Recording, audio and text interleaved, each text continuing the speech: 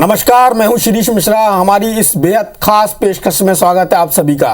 साल 2021 देश के लिए किसान आंदोलन के नाम रहा और इस आंदोलन में एक चेहरा जो प्रमुखता से उभरा है वो है राष्ट्रीय किसान यूनियन के राष्ट्रीय प्रवक्ता राकेश टिकैत का। किसान बिल की वापसी के बाद भी किसानों के मुद्दे जिंदा हैं जिनके लिए उन्होंने संघर्ष जारी रखने की बात कही है। आज हमारे साथ मौजूद हैं राकेश टिकैत। उनसे हम तमाम मुद्दों पर चर्चा करेंगे। आप जानते होंगे कि साल भर मीडिया की सुर्खी बने रहे राकेश टिकैत, पूरे देश की निगाह उन पर लगी रही और जिस तरह से दृढ़ता के साथ उन्होंने अपनी बात रखी और सरकार को, एक मजबूत सरकार को मजबूर किया अपनी मांगों के लिए। उसके आगे की अब लड़ाई उन्होंने शुरू की है एमएसपी को लेकर। एमएसपी को लेकर वो क्या सोचते हैं, उसके कानूनी पक्ष के बारे में क्या सोचते हैं, उसके आर्थिक पक्ष के बारे में क्या सोचते हैं, सरकारों को लेकर क्या सोचते हैं, किसानों को लेकर क्या सोचते हैं और देश में किसानों की स्थिति को लेकर क्या सोचते हैं। साथ ही साथ वो छत्तीसगढ़ में है तो निश्चित रूप से यहाँ की सरकार क्या कर रही, यहाँ की सरकार के बारे में क्या सोचते हैं, सारे मुद्दों पर बात करेंगे क्रम में। और ये हमारे लिए सभी के लिए एक बहुत अच्छी बात है कि आप छत्तीसगढ़ आए हुए हैं, जब पूरे देश में इस तरह से सरकार को, केंद्र सरकार को तीनों जो कृषि बिल हैं वापस लेने के लिए मजबूर होना पड़ा। आप इसको कैसा लेते हैं, हार के रूप में, जीत के रूप में या किसानों के भले के रूप में? अलग अलग तरह की बातें हुई इसको लेकर कि ये किसानों के लिए हितकारी है, इसमें जो दलाल थे उनका ज़्यादा फायदा हो रहा था, लेकिन आपकी बात सरकार मानने को मजबूर हुई और मोदी जी ने जिस तरह से कहा कि वो दुखी जरूर हैं लेकिन आप लोगों के हितों के लिए वो आगे इसको वापस लेने के लिए तैयार हैं। देखो, जहाँ तक हार और जीत का सवाल है, जब कोई समझौता होता है तो उसमें किसी की हार और जीत नहीं होती। समझौता एक टेबल पर बैठ कर होता है, एक प्लेटफॉर्म पे। इसमें ना किसी की हार हुई ना किसी की जीत हुई, एक समाधान निकला और संघर्ष चला हुआ था बहुत लंबा टाइम, 13 महीने। समाधान निकल गया, 3 काले कानून वापसी हुए। काले कानून एक कोरोना बीमारी की तरह थे, जैसे देश में बीमारी आई उसी तरह से ये कानून आए। किसान के लिए एक किस्म से कोरोना की बीमारी थी, वे वापसी हो गए, वो खत्म हो गए। अब जो नए इशू हैं जो आ रहे हैं उस पर एक कमेटी बनाने की बात करी भारत सरकार ने। एमएसपी का एक बड़ा सवाल देश में है। एमएसपी मिल जाएगा तो कुछ राहत किसानों को मिल जाएगी और एमएसपी का इशू पूरे देश में अब आ चुका है। यहाँ पे भी आज एक मीटिंग हुई थी तो उसमें भी एमएसपी का जिक्र था, प्रेस के माध्यम से भी एमएसपी का जिक्र हो गया और आम जनता तक एमएसपी चली गई है, उस पर चर्चा होगी शुरू। वो कमेटी अपना काम करे, कमेटी बनाने की भारत सरकार ने बातचीत करी, जो समझौते भारत सरकार से हुए उस पर सरकार काम करे। आने वाले टाइम पे कोई भी पॉलिसी सरकार लेकर आएगी तो उसने ये कहा कि हम पहले किसानों से, गांव से, आदिवासियों से, भूमिहीन किसान से उस पर चर्चा करेंगे। कोई भी पॉलिसी लेकर आएंगी वो चर्चा के माध्यम से ही पॉलिसी को लेकर आए, बगैर चर्चा नहीं।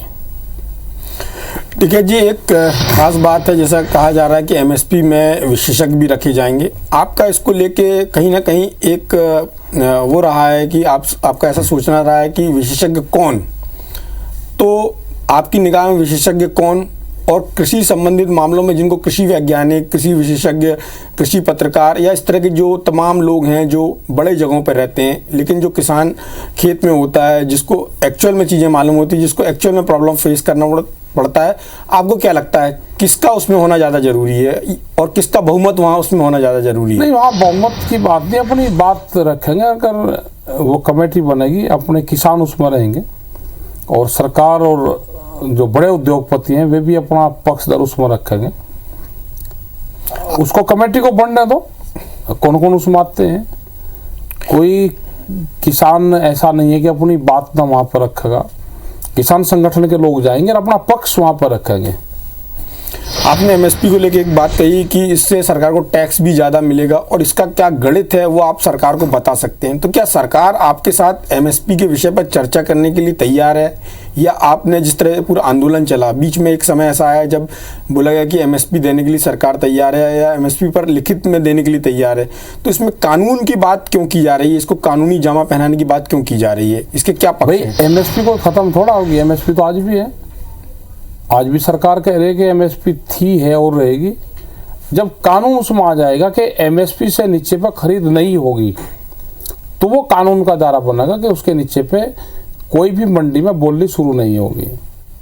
जिसको व्यापार करना हो कर ले, जिसको नहीं करना कोई जबरदस्ती नहीं है कि व्यापार उसको करना ही है, उसको मक्का का व्यापार करना, उसको नुकसान है मत खरीद दे, लेकिन सस्ते में खरीद के व्यापार करेगा वो नहीं।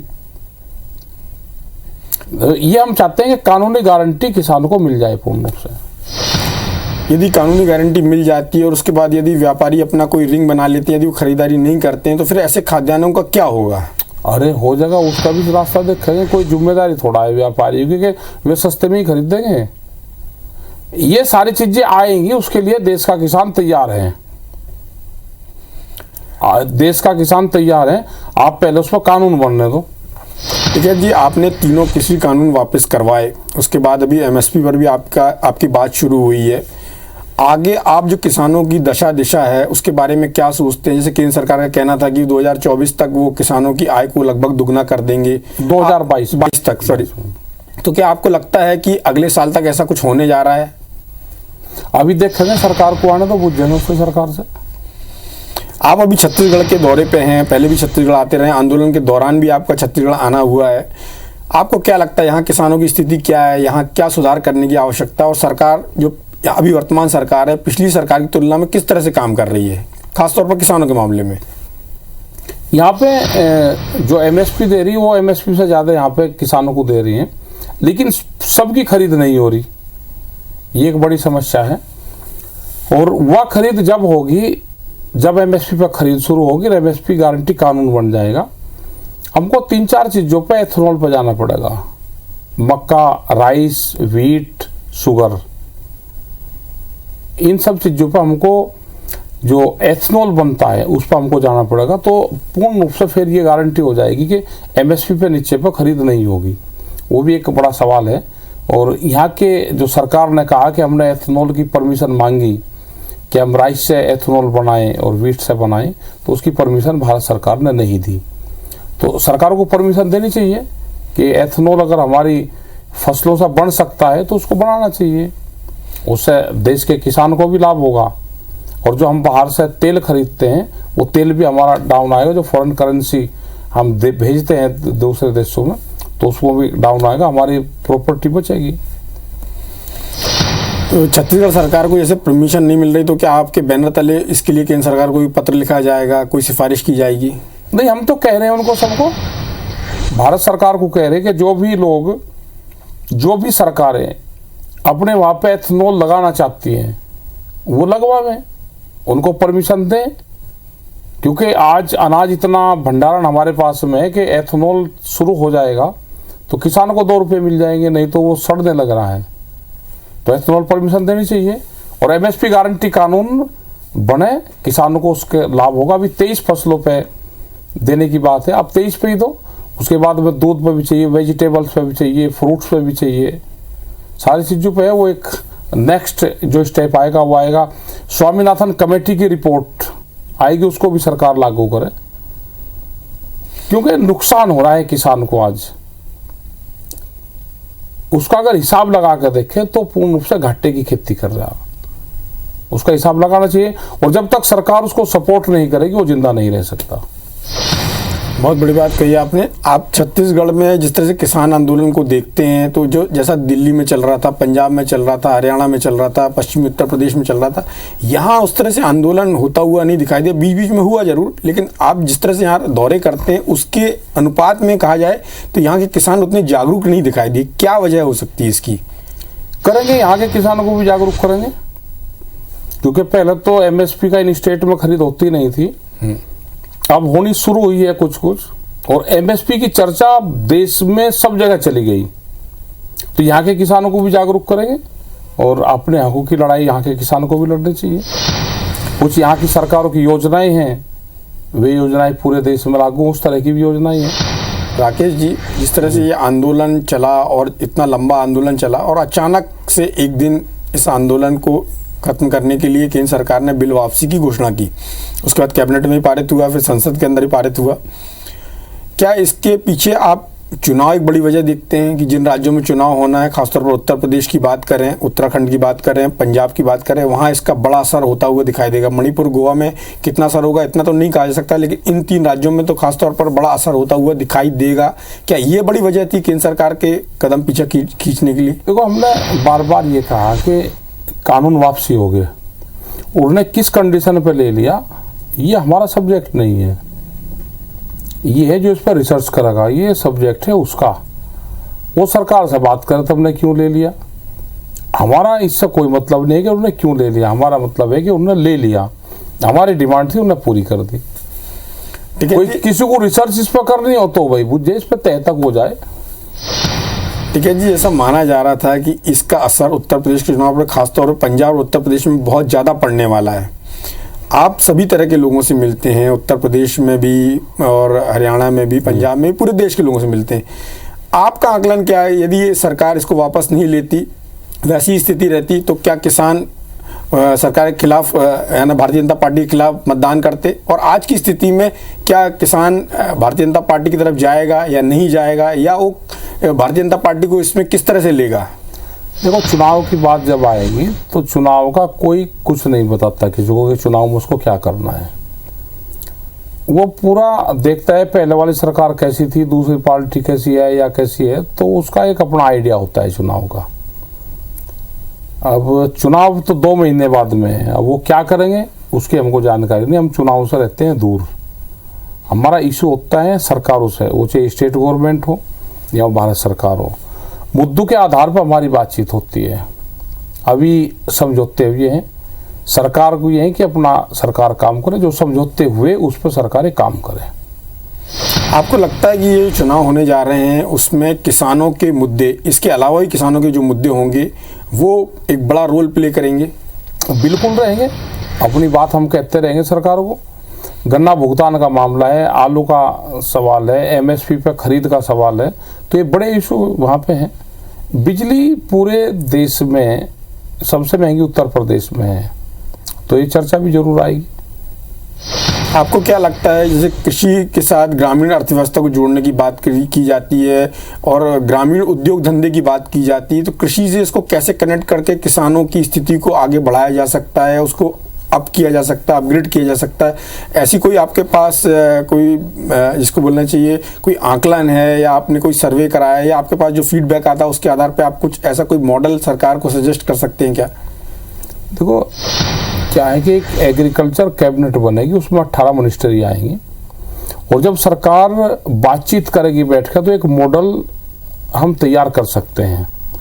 वो 25 साल की पॉलिसी एग्रीकल्चर की होगी, और उसमें सभी पार्टी, सभी संगठन उसमें बैठेंगे, एक ड्राफ्ट उसमें तैयार हो। उसमें यह भी आएगा कि कितनी फसल हम उगाते हैं, कितनी फसल उगाने के बाद में हमको हानि होती है, हमारी फसलें बचती हैं, कितनी उगाने के बाद में हमारे पास में शॉर्ट रहेगा, तो ये सारी चीज़ें उसमें आएगी। अभी हमारे पास में कोई आंकड़ा ये नहीं है देश में कि कितनी जनसंख्या है, कितना हमको अनाज चाहिए, कितना क्षेत्रफल हमारे पास में अनाज उत्पादन हो रहा है, कितना हमको तेल चाहिए, कितना क्षेत्रफल तेल का है, कितना हमको सब्जियां वेजिटेबल्स चाहिए। अगर भाव ठीक होगा तो किसान ने ज़्यादा लगा दिया, भाव कम हो गया तो किसान ने हटा दिया। किसान भाव के आधार पर बढ़ता घटता रहता है। सरकार की कोई पॉलिसी देश में नहीं है कि कितने क्षेत्रफल में हमको कौन सी चीज़ लगानी है। ये जब तक नहीं होगा तो कुछ राह नहीं बैठेगा, और बहुत से काम सरकार को करने पड़ेंगे। वो सड़कों का काम हो, वो गांव में एजुकेशन का काम हो, हेल्थ का काम हो, बच्चों का खेल का कोई वो हो, तो ये चीज़ें भी सरकार को प्रोवाइड करनी पड़ेगी फ्री ऑफ कॉस्ट। तो जब किसान कुछ बच सकता है, गांव के लोग, गांव की स्थिति ठीक नहीं है, फसलों के रेट नहीं बढ़ रहे, महंगाई बहुत बढ़ रही है, तो सरकारों की सपोर्ट हमेशा गांव के गरीब लोगों को चाहिएगी। जो किसान लोग हैं उनको चाहिएगी सपोर्ट, बगैर सपोर्ट के वो जिंदा नहीं रह सकते। आपने एक बात कही कि 18 जो मंत्री होंगे उनको लेके कृषि कैबिनेट बनेगी, 25 साल की योजना बनाई जाएगी। ये कब तक होने जा रहा है, कैसे होगा? नहीं हो नहीं जा रहा ना, कोई सरकार बात करे तो बताओ। अभी तो कोई सरकार इन इशू पर बातचीत को तैयार ही नहीं है। जैसे कि आपने कहा कि आपके पास प्लान है, इस तरह का प्लान है, तो प्लान तो हमारा है, लेकिन कोई पॉलिसी पे तैयार तो हो। यहाँ तो देश में प्रायोरिटी एक ही चीज की, अब वोट मुझे कैसे मिलेगी। देश में एक ही प्लान चल रहा, वोट का प्लान। देश के विकास पर नहीं है कोई, देश के नौजवान को रोजगार कैसे मिलेगा उस पर कोई सवाल नहीं है, देश कैसे तरक्की करे उस पर कोई सवाल नहीं है, एजुकेशन हेल्थ कैसे ठीक हो उस पर कोई सवाल नहीं है। सबका सवाल ये है कि वोट कैसे मिलेगी, इस पर पूरा रिसर्च इस पर चल रहा है। तो क्या ये केवल एक पार्टी की स्थिति की सभी पार्टियों की स्थिति है? भाई जिसकी यहाँ पर सरकार आ जाए या सभी की स्थिति, क्योंकि विपक्ष में रहने वाले को तो सत्ता चाहिए और सत्ता रहने वाले को सत्ता छोड़ देनी चाहिए। इन्हीं भी घमासान मचा हुआ है पूरा देश में। जैसे छत्तीसगढ़ में टिकैत जी करीब 75 से ज़्यादा किसान संगठन हैं, मोर्चे हैं, और यहाँ पर वो अपना अपना काम कर रहे हैं। आप जब यहाँ के किसानों से मिलते हैं या यहाँ के किसान जाके आपसे मिलते हैं, तो वो छत्तीसगढ़ सरकार ने अभी जिस तरह से आपने बोला एमएसपी से ज़्यादा यहाँ पर रेट दिया जा रहा है, और किसी समस्या के बारे में या फिर सरकार के ऐसे किसी काम के बारे में जिससे ग्रामीण अर्थव्यवस्था में सुधार हो रहा हो, आपके तक बात पहुँचाई, जैसा कि आपने कहा ना कि दूसरी जगह भी इसको इम्प्लीमेंट किया जा सकता है, तो कौन सी ऐसी चीज़ें आपको लगती हैं? आज जैसे सरकार ने गोधन न्याय योजना के तहत भी लोगों को राशि का वितरण किया है और गोठान ऐप को भी लॉन्च किया है, तो आपको क्या लगता है कि इससे देश में कोई परिवर्तन होने वाला, छत्तीसगढ़ के अलावा भी ये चीज़ बाहर जा सकती है क्या? नहीं, बहुत सी योजनाएं हैं, हो सकती हैं। और डायरेक्ट सब्सिडी वाला जो कॉन्सेप्ट यहाँ का है वो भी एक ठीक है, शायद यहाँ पे 8-9 हज़ार रुपये कट दे रहे हैं, तो भी एक कॉन्सेप्ट है। धीरे धीरे उस कॉन्सेप्ट की तरफ हमको बढ़ना पड़ेगा। जिस तरह से तेलंगाना में रायतू चल रहा है और केंद्र सरकार भी किसान सम्मान निधि के नाम से पैसा दे रही है, हालांकि वो राशि 6,000 के आसपास, 6,000 रुपये के आसपास है। मध्य प्रदेश में 10,000 दे रहे हैं वो। तो आपको क्या लगता है इन सब चीज़ों से भी किसान का भला होगा? बिल्कुल बढ़ जाएगा, थोड़ा सा एक लाभ मिल जाएगा, उसका भला होगा। उसके खर्चे कम करने से, एजुकेशन पर उसका खर्च हो रहा तो खर्चा सरकार वहन कर ले, जो हमारे स्कूल है उसको डेवलप करें। हेल्थ पे बहुत मोटा खर्च होता है, उस पर सरकार काम करे। सरकार को ऑर्गेनिक फार्मिंग पर काम करना चाहिए। अब फर्टिलाइजर की तरफ पूरा किसान जा रहा है, क्योंकि सरकार दोनों चीज़ का प्रचार करती है। वो फर्टिलाइजर का भी प्रचार करती है और ऑर्गेनिक का भी काम करती है भारत सरकार। किसान की समझ में ये नहीं आता कि मैं करूँ क्या करूँ। उसको रहता है कि मैं प्रोडक्शन बढ़ाऊँ तो मुझे लाभ मिलेगा। जब उसको ये लग जाएगा कि प्रोडक्शन कम से भी लाभ मिलता है, तो फर्टिलाइजर की तरफ से वो थोड़ा सा कम हटेगा।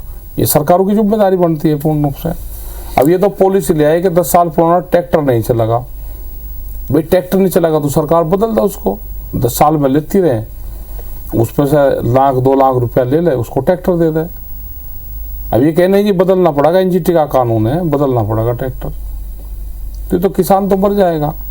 पानी के संसाधन है, अब पानी नीचे से खिंचाई हो रही है, सरकार क्यों योजनाएं नहीं बनाती? गवर्नमेंट की ट्यूबवेल लगाए, आप ड्रिप इरिगेशन उस पर काम करो, उस तरह की फसलें दो के जिससे किसान को उसमें लाभ और कम हमारा पानी लगे।